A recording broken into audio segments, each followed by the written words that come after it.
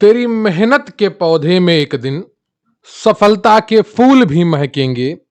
बदलेगी लकीरें हाथों की तब और गर्दिश के सितारे भी चमकेंगे। नमस्कार, जय हिंद दोस्तों, स्वागत है आपका आपके अपने YouTube चैनल पर। आज की इस क्लास में हम कंप्लीट करेंगे भारतीय राष्ट्रीय कांग्रेस अधिवेशन, जो 1885 से 1947 तक जितने भी अधिवेशन हुए हैं सभी के बारे में आपको जानकारी दी जाएगी। और जो प्रमुख अधिवेशन है जिनसे हर हाल में परीक्षा में प्रश्न आता ही है, हर बार परीक्षा में प्रश्न आता है, बार बार परीक्षा में प्रश्न आता है, उनको भी देखेंगे। आपको बताया जाएगा कि किस अधिवेशन की अध्यक्षता किसने की, कौन सा अधिवेशन कब हुआ और किस तरीके के प्रश्न परीक्षा में बनते हैं। तो इस क्लास को बहुत ही ध्यान से देखिएगा। यहां से किसी भी परीक्षा में आप जाएंगे जहां पर इतिहास पूछा जाता है, यहां से प्रश्न बनते ही हैं। तो बहुत ही ध्यान से क्लास को अटेंड करिएगा और मैं आपसे निवेदन करूंगा कि कृपया वीडियो को लाइक कर लीजिएगा। चैनल पर नया है तो चैनल को सब्सक्राइब कर लीजिएगा, क्योंकि प्रश्न यहीं से आएगा। पढ़ेंगे आप मेरे साथ तो आपको यकीन आएगा। तो चलिए शुरू करते हैं आज की ये क्लास।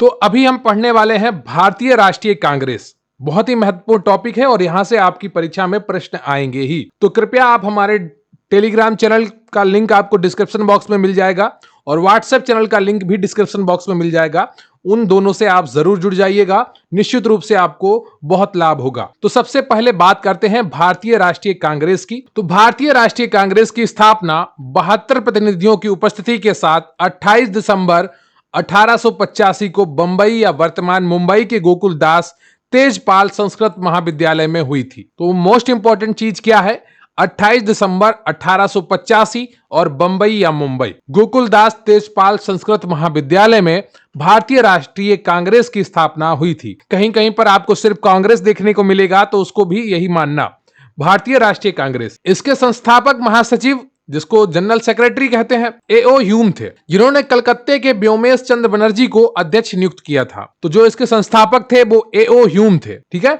इन्होंने कलकत्ता के व्योमेश चंद्र बनर्जी को, डब्ल्यू सी बनर्जी को कांग्रेस का अध्यक्ष नियुक्त किया था। अंग्रेजों ने इसकी स्थापना एक सुरक्षा बल के रूप में की थी। आपसे परीक्षा में पूछ लिया जाता है अक्सर कि अंग्रेजों ने किस संस्था की स्थापना सुरक्षा बल के रूप में की थी, तो उसका सही उत्तर होता है भारतीय राष्ट्रीय कांग्रेस। इसका पहला अधिवेशन 1885 में बंबई में हुआ था। भारतीय राष्ट्रीय कांग्रेस का नामकरण दादा भाई नौरोजी ने किया था। तो भारतीय राष्ट्रीय कांग्रेस जो नाम था वो दादा भाई नौरोजी ने दिया था। तो ये भारतीय राष्ट्रीय कांग्रेस का संक्षिप्त परिचय हो गया। अभी हम देखने वाले हैं भारतीय राष्ट्रीय कांग्रेस के सभी अधिवेशन जितने भी हुए हैं और आपकी परीक्षा के लिए जो भी महत्वपूर्ण है वो सब अभी आपको कराए जाएंगे। तो इससे पहले मैं आपको एक जानकारी देना चाहूंगा कि अगर आप UP SSS junior assistant 2023 PDF batch से जुड़ना चाहते हैं तो इसकी फीस मात्र 370 रुपए रखी गई है। ओरिजिनल फीस तो 640 है, लेकिन आपको यह नहीं देनी है। आपको मात्र 370 रुपए में इस बैच से जुड़ने का मौका मिलेगा। व्हाट्सएप नंबर 945336 पर आप मैसेज करिए या डिस्क्रिप्शन बॉक्स में दिए गए लिंक से जरूर जुड़िए। हिंदी सामान्य बुद्धि परीक्षण, कंप्यूटर, यूपी जीके की पीडीएफ आपको मिलेंगी, प्रैक्टिस सेट की पीडीएफ मिलेंगी और मॉक टेस्ट की पीडीएफ मिलेंगी। तो बहुत अच्छा मौका है अगर आप इस भर्ती में अपना सिलेक्शन पक्का करना चाहते हैं। 5512 पोस्ट है। इस बैच से जुड़ के आपको निश्चित रूप से लाभ होगा। तो चलिए अब बात करते हैं कांग्रेस के अधिवेशन के बारे में। यह बहुत ही महत्वपूर्ण है और यहां से आपकी परीक्षा में प्रश्न आता ही है। जितने भी मैंने लाल कलर में किए हैं वो बहुत ही ज्यादा महत्वपूर्ण है। ठीक है, तो ये वाली जो पीडीएफ है आपको एक तो UP SSS paid PDF batch में प्रोवाइड करवाई जाएगी और जूनियर असिस्टेंट के पीडीएफ बैच में भी प्रोवाइड करवाई जाएगी। तो आप दोनों में से किसी भी बैच से जुड़ सकते हैं और वहां पर आपको यह पीडीएफ मिल जाएगी। तो कांग्रेस का अधिवेशन, प्रथम अधिवेशन 1885 में हुआ था। कांग्रेस का प्रथम अधिवेशन 1885 में बंबई में हुआ था। इस अधिवेशन की अध्यक्षता डब्ल्यू सी बनर्जी ने की थी और इस अधिवेशन में 72 सदस्य उपस्थित थे। मोस्ट इंपॉर्टेंट है, अक्सर यहां से परीक्षा में प्रश्न पूछ लिया जाता है। अगला जो अधिवेशन है यह भी इंपॉर्टेंट है क्योंकि इसकी अध्यक्षता दादा भाई नौरोजी ने की थी और यह कोलकाता में हुआ था। अक्सर परीक्षाओं में प्रश्न पूछा गया है कि दादा भाई नौरोजी ने सर्वप्रथम कांग्रेस के अधिवेशन की अध्यक्षता कब और कहां पर की थी? और ये इकलौते ऐसे हैं जिन्होंने 3 बार कांग्रेस के अध्यक्ष बने थे। कौन? दादा भाई नौरोजी 3 बार कांग्रेस के अध्यक्ष बने थे।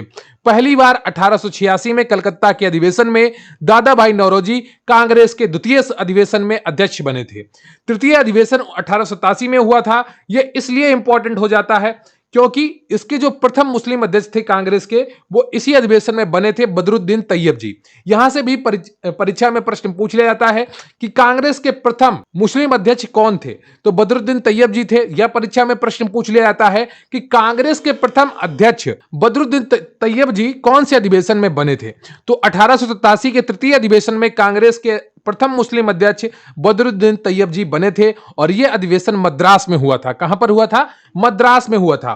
तो इस चीज को आप ध्यान में रखिएगा, आपके लिए बहुत ही महत्वपूर्ण है। चतुर्थ अधिवेशन ये उतना महत्वपूर्ण नहीं है, लेकिन ध्यान में जरूर रखिएगा, यह अधिवेशन 1888 में इलाहाबाद में हुआ था। तो यूपी का यह पहला अधिवेशन है, ठीक है। तो ये इसलिए यूपी वालों के लिए थोड़ा महत्वपूर्ण हो जाता है। और इसकी अध्यक्षता जॉर्ज यूले ने की थी। किसने की थी? जॉर्ज यूले ने की थी। और ये पहले अंग्रेज अध्यक्ष थे। कौन थे? पहले अंग्रेज अध्यक्ष जॉर्ज यूले थे। और यह अधिवेशन 1888 में इलाहाबाद में हुआ था। क्लियर है आपको? कहां पर हुआ था? 1888 में इलाहाबाद में हुआ था और इसकी अध्यक्षता जॉर्ज यूल ने की थी। अगला जो अधिवेशन है वो पांचवा अधिवेशन है, 1889 में हुआ था।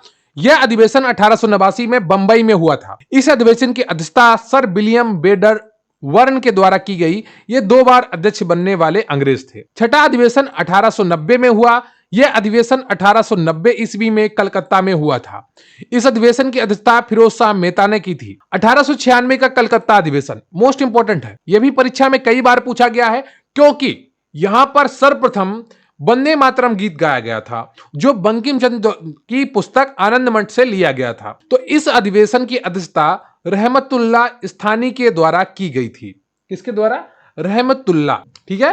तो 1896 के सयानी होगा, यहां पर स्थानी नहीं होगा, ठीक है, सयानी होगा, ठीक है, सयानी होगा। वही मैं लग रहा था कि कुछ गलत है यहां पर, तो ये सयानी होगा, ठीक है।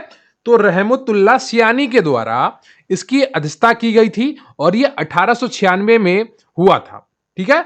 और इसमें सर्वप्रथम वंदे मातरम गीत गाया गया था, ठीक है, जो बंकिम चंद्र चटर्जी, यहां पर बंकिम होगा, ठीक है, बंकिम चंद्र चटर्जी की पुस्तक आनंद मठ से लिया गया था। अगला जो अधिवेशन है यह 1905 का है, यह बनारस अधिवेशन है। इस अधिवेशन की अध्यक्षता गोपाल कृष्ण गोखले ने की थी। इस अधिवेशन में स्वदेशी आंदोलन पारित हुआ था। अगला जो अधिवेशन है 1906 का अधिवेशन है और यह कलकत्ता अधिवेशन था। इस अधिवेशन की अध्यक्षता भी दादा भाई नौरोजी ने की थी। इस अधिवेशन में कांग्रेस ने भारतीय जनता का लक्ष्य के रूप में स्वराज को अपनाया था। क्या? भारतीय जनता के लक्ष्य के रूप में स्वराज को अपनाया था, ठीक है। 1906 के कलकत्ता अधिवेशन में भारतीय जनता का लक्ष्य स्वराज को अपनाया था। अगला जो महत्वपूर्ण अधिवेशन है, अक्सर परीक्षाओं में पूछ लिया जाता है, 1907 का सूरत अधिवेशन। अब यह महत्वपूर्ण क्यों है, इस पर भी ध्यान देने की बहुत ही ज्यादा आवश्यकता है। इस अधिवेशन के दौरान कांग्रेस का विभाजन 2 वर्गों में हो गया था। किसमें हो गया था? 2 वर्गों में हो गया था, एक गर्म दल तथा दूसरा नरम दल। इस अधिवेशन में विवाद इसलिए हुआ क्योंकि गर्म दल वाले लोग चाहते थे कि लाला लाजपत राय को अध्यक्ष बनाया जाए, जबकि नरम दल वाले चाहते थे कि रास बिहारी बोस को अध्यक्ष बनाना जाए। तो अंत में रास बिहारी बोस अध्यक्ष बने और ये जो कांग्रेस थी वो गर्म दल और नरम दल 2 भागों में टूट गई। अगला जो अधिवेशन है वो 1908 का मद्रास अधिवेशन है। इस अधिवेशन की अध्यक्षता राम बिहारी बोस के द्वारा की गई थी। किसके द्वारा की गई थी? बिहारी बोस के द्वारा की गई थी 1908 में। और यहां पर राम नहीं रास होगा, ठीक है। कुछ गलतियां हैं, मैं इसको ठीक करवा के आपको दूंगा पीडीएफ, तो उसकी चिंता मत करिए। रास बिहारी बोस के द्वारा की गई थी। इस अधिवेशन में कांग्रेस के लिए संविधान के निर्माण की बात की गई, ठीक है। कांग्रेस के लिए संविधान का निर्माण किया गया। जो कांग्रेस भारतीय राष्ट्रीय कांग्रेस थी उसके संविधान के निर्माण किया गया, ठीक है। तो 1908 का मद्रास अधिवेशन, इस अधिवेशन की अध्यक्षता रास बिहारी बोस के द्वारा की गई और 1907 अधिवेशन की अध्यक्षता भी रास बिहारी बोस के द्वारा की गई। यह सूरत का अधिवेशन था और कांग्रेस इसमें 2 वर्गों में विभाजित हो गई, एक गर्म दल और दूसरा नरम दल। 1907 का अधिवेशन बहुत ही महत्वपूर्ण है, अक्सर परीक्षाओं में यहां से प्रश्न पूछ लिया जाता है। अगला जो महत्वपूर्ण अधिवेशन है वो 1911 का कलकत्ता अधिवेशन है। इस अधिवेशन की अध्यक्षता पंडित बीसन नारायण घर के द्वारा बीसन नारायण धर होगा, यहां पर घर नहीं होगा, ठीक है। बीसन नारायण धर के द्वारा की गई थी। किसके द्वारा? पंडित बीसन नारायण धर के द्वारा की गई थी। इस अधिवेशन में पहली बार राष्ट्रगान जनगण मन गाया गया, जिसके रचयिता रविन्द्रनाथ टैगोर थे। कौन थे? 1911 का कलकत्ता अधिवेशन। इस अधिवेशन की अध्यक्षता पंडित बीसन नारायण धर के द्वारा की गई। इस अधिवेशन में पहली बार राष्ट्रगान जनगण मन गाया गया, जिसके रचयिता रविन्द्रनाथ टैगोर थे। 1912 का बांकीपुर अधिवेशन। इस अधिवेशन की अध्यक्षता R.M. माधोलकर द्वारा बांकीपुर में यानी कि पटना में की गई। अगला जो महत्वपूर्ण अधिवेशन है वो आपका है 1916 का अधिवेशन। यहां से भी परीक्षाओं में प्रश्न पूछा जाता है और इस अधिवेशन की अध्यक्षता अंबिका चंद्र मजूमदार ने की थी। किसने की थी? अंबिका चंद्र मजूमदार ने। तो जो 1916 का लखनऊ अधिवेशन है, इसकी अध्यक्षता अंबिका चंद्र मजूमदार द्वारा की गई। इस अधिवेशन में गरम दल, नरम दल तथा मुस्लिम लीग तीनों एक हो गए। गरम दल और नरम दल का एक होना तो ठीक था, लेकिन मुस्लिम लीग के साथ आने से यहां पर कुछ समय के लिए तो फायदा हुआ कांग्रेस को, लेकिन यहां से कांग्रेस मुस्लिम लीग को बहुत बड़ी ताकत मिली और जो भविष्य में भारत के विभाजन का मूल आधार बनी। साथ ही कांग्रेस ने मुस्लिम लीग के पृथक निर्वाचन क्षेत्र को स्वीकार कर लिया। यहां पर यह एक बहुत बड़ी गलती हो गई कि मुस्लिम लीग के पृथक निर्वाचन क्षेत्र को भी स्वीकार कर लिया। इसी सम्मेलन में बाल गंगाधर तिलक ने नारा दिया। क्या नारा दिया? नारा दिया कि स्वराज मेरा जन्म सिद्ध अधिकार है और हम इसे लेकर रहेंगे। दक्षिण अफ्रीका से वापस लौटने के बाद महात्मा गांधी सर्वप्रथम इसी अधिवेशन में पहली बार भाग लिया था। जब 1916 में गांधी जी भारत लौटे थे तो सबसे पहले इसी अधिवेशन में उन्होंने भाग लिया था। गांधी जी कितनी तारीख को अफ्रीका से भारत लौटे थे? यह आज का आपका प्रश्न है, कमेंट करके जरूर बताइएगा। और उसके उपलक्ष्य में भारत में एक दिवस भी मनाया जाता है, वो कौन सा दिवस है कमेंट करके बताइएगा। अगला जो महत्वपूर्ण अधिवेशन है वो 1917 का कलकत्ता अधिवेशन है। इस अधिवेशन की अध्यक्षता श्रीमती एनी बेसेंट के द्वारा की गई। ये कांग्रेस की प्रथम महिला अध्यक्ष थी। तो ये कांग्रेस की प्रथम महिला अध्यक्ष थी। कौन? 1917 का कलकत्ता अधिवेशन जो हुआ था, इसकी अध्यक्षता श्रीमती एनी बेसेंट के द्वारा की गई थी और ये कांग्रेस की प्रथम महिला अध्यक्ष थी। क्लियर है आपको? अगला जो अधिवेशन है वो 1918 का बंबई अधिवेशन है। इस अधिवेशन की अध्यक्षता हसन इमाम के द्वारा की गई। इस अधिवेशन में कांग्रेस का द्वितीय विभाजन हो गया। 1920 का नागपुर अधिवेशन। इस अधिवेशन की अध्यक्षता राघवाचार्य द्वारा की गई। इस अधिवेशन में कांग्रेस का संविधान पारित हुआ। 1922 का गया अधिवेशन। इस अधिवेशन की अध्यक्षता CR दास के द्वारा की गई। किसके द्वारा की गई? 1922 के गया अधिवेशन की अध्यक्षता CR दास के द्वारा की गई। CR यानी कि चित्तरंजन दास, ठीक है। और इस अधिवेशन में कांग्रेस का तीसरा सांकेतिक विभाजन हुआ। इसी अधिवेशन में स्वराज पार्टी की बात हुई। इसके बाद अगला अधिवेशन जो आता है वो 1923 का दिल्ली अधिवेशन आता है। इस अधिवेशन की अध्यक्षता अबुल कलाम आजाद के द्वारा की गई, जो सबसे युवा अध्यक्ष थे। और अगला जो महत्वपूर्ण अधिवेशन आता है वो है 1924 का बेलग्राम अधिवेशन। हजारों बार परीक्षाओं में यहां से प्रश्न बना है, तो इस अधिवेशन को बिल्कुल भी मत भूलिएगा और यहां से आपकी परीक्षा में प्रश्न बनता है। इस अधिवेशन की अध्यक्षता महात्मा गांधी के द्वारा की गई। किसके द्वारा? महात्मा गांधी के द्वारा की गई। 2 अक्टूबर की इनकी जयंती होती है और जिसे अहिंसा दिवस के रूप में मनाया जाता है। इस अधिवेशन की अध्यक्षता महात्मा गांधी के द्वारा की गई। महात्मा गांधी कांग्रेस के इस एकमात्र अधिवेशन की अध्यक्षता किए हैं। तो महात्मा गांधी ने कांग्रेस के एकमात्र अधिवेशन की जो अध्यक्षता की है वो 1924 का बेलग्राम अधिवेशन था। इसके बाद जो अगला महत्वपूर्ण अधिवेशन है वो है 1925 का कानपुर अधिवेशन। मोस्ट इंपॉर्टेंट है, कई बार परीक्षाओं में यहां से प्रश्न बना है कि भारतीय प्रथम महिला कौन थी जिन्होंने कांग्रेस का अध्यक्षता की और किस अधिवेशन में की? तो भारतीय प्रथम महिला सरोजिनी नायडू थी और कांग्रेस की प्रथम महिला अध्यक्ष एनी बेसेंट थी, जो 1917 में अध्यक्ष बनी थी कलकत्ता अधिवेशन की। 1925 का कानपुर अधिवेशन। इस अधिवेशन की अध्यक्षता सरोजिनी नायडू के द्वारा की गई। ये पहली भारतीय महिला अध्यक्ष थी जो कांग्रेस की अध्यक्षा बनी। रिमार्क क्या है? सरोजिनी नायडू स्वतंत्र भारत की पहली महिला राज्यपाल उत्तर प्रदेश की भी बनी थी। क्लियर है आपको? अगला जो आपका प्रश्न है वो 1926 का गुवाहाटी अधिवेशन है। इस अधिवेशन की अध्यक्षता निवास अयंगर के द्वारा की गई थी। किसके द्वारा की गई थी? श्रीनिवास, यहां पर श्री भी होगा, ठीक है। आगे श्रीनिवास अयंगर के द्वारा की गई थी। इस अधिवेशन में सभी कांग्रेस सदस्यों को खादी वस्त्र पहनना अनिवार्य कर दिया गया था। अगला जो महत्वपूर्ण अधिवेशन है वो 1929 का लाहौर अधिवेशन है। इस अधिवेशन की अध्यक्षता पंडित जवाहरलाल नेहरू द्वारा की गई थी। उन्होंने इसी अधिवेशन में सर्वप्रथम पूर्ण स्वराज की घोषणा की। आपसे अक्सर परीक्षाओं में प्रश्न पूछा जाता है कि सर्वप्रथम पूर्ण स्वराज की घोषणा किस अधिवेशन में की गई थी, तो 1929 के लाहौर अधिवेशन में की गई थी और इसकी अध्यक्षता पंडित जवाहरलाल नेहरू ने की थी। इसी सम्मेलन में रावी नदी के तट पर नेहरू ने सर्वप्रथम तिरंगा फहराया। इसी सम्मेलन में यह निर्णय लिया गया कि प्रत्येक 26 जनवरी को स्वतंत्रता दिवस मनाया जाएगा। इसीलिए भारतीय संविधान 26 जनवरी को लागू किया गया था। इस प्रकार प्रथम स्वतंत्रता दिवस 26 जनवरी 1930 को मनाया गया और सविनय अवज्ञा आंदोलन चलाने का निर्णय लिया गया। अगला जो अधिवेशन महत्वपूर्ण है वो 1931 का कराची अधिवेशन है, क्योंकि इस अधिवेशन की अध्यक्षता सरदार पटेल के द्वारा की गई थी और इसी अधिवेशन में कांग्रेस के मंच पर मूल अधिकार की मांग की गई थी। किसकी? मूल अधिकारों की मांग सर्वप्रथम किस अधिवेशन में की गई थी? 1931 के कराची अधिवेशन में सरदार पटेल की अध्यक्षता में मूल अधिकारों की मांग की गई थी, इसलिए यह महत्वपूर्ण हो जाता है। अगला जो अधिवेशन है वो 1934 का बंबई अधिवेशन है। इस अधिवेशन की अध्यक्षता डॉक्टर राजेंद्र प्रसाद के द्वारा की गई। 1937 का फैजपुर अधिवेशन, इस अधिवेशन की अध्यक्षता पंडित जवाहरलाल नेहरू के द्वारा की गई।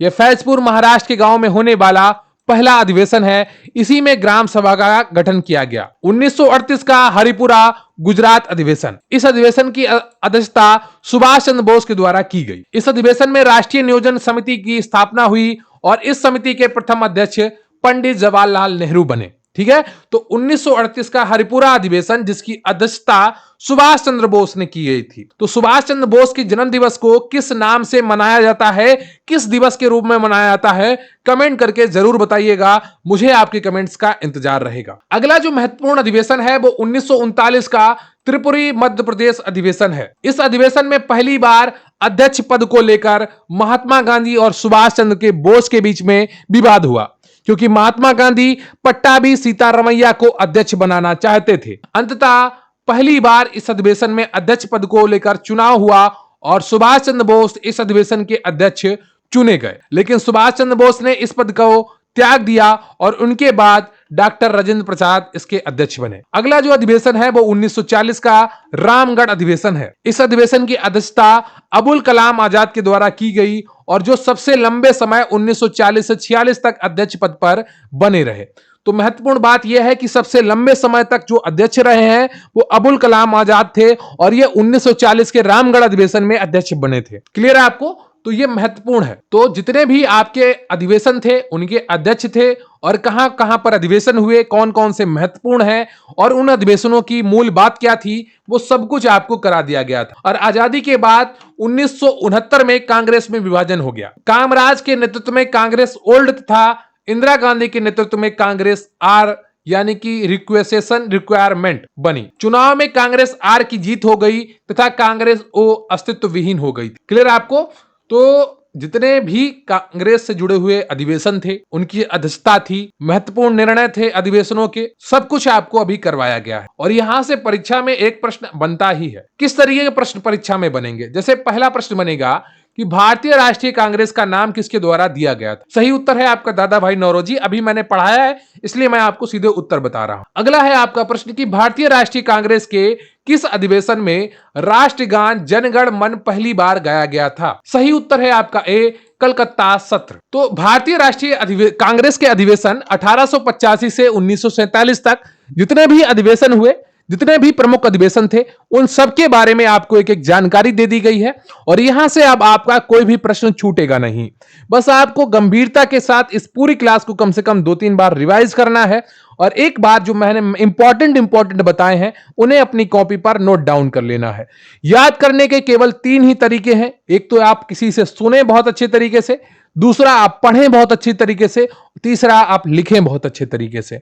ये 3 तरीके हैं याद करने के। इसके अलावा जो भी आपको ट्रिक बताई जाती हैं वो सब बकवास होती हैं। ठीक है, यही 3 तरीके हैं। अगर आप तीनों चीजें बहुत अच्छे तरीके से कर लेंगे तो फिर आप कोई भी चीज नहीं भूलेंगे शीघ्र। क्लियर आपको? तो चीजें आप ध्यान रखिए और चीजों को जोड़कर पढ़िए, खुद से जोड़िए, एक दूसरे चीजों से जोड़िए, तो निश्चित रूप से दिमाग में कोई ना कोई चीज बनी रहेगी। तो भारतीय राष्ट्रीय कांग्रेस अधिवेशन जितने भी महत्वपूर्ण थे वो सब आपको करवा दिए गए और उम्मीद करता हूं आपने पूरी क्लास ईमानदारी के साथ अटेंड की होगी। तो क्लास कैसी लगी आपको कमेंट करके जरूर बताइएगा। मुझे आपके कमेंट्स का इंतजार रहेगा। डिस्क्रिप्शन बॉक्स में आपको हमारे टेलीग्राम चैनल का लिंक मिल जाएगा, व्हाट्सएप चैनल का लिंक मिल जाएगा, और अगर आप इस क्लास की पीडीएफ पाना चाहते हैं तो आप या तो पेट 2023 बैच से जुड़ सकते हैं या फिर आप जूनियर असिस्टेंट के विजेता बैच से जुड़ सकते हैं। लिंक आपको डिस्क्रिप्शन बॉक्स में मिल जाएगा। स्क्रीन पर दिख रहा है व्हाट्सएप नंबर 94 533 66 279 पर आप व्हाट्सएप मैसेज करके जुड़ सकते हैं। तो थैंक यू वेरी मच, बहुत बहुत धन्यवाद आपका। जय हिंद, जय भारत।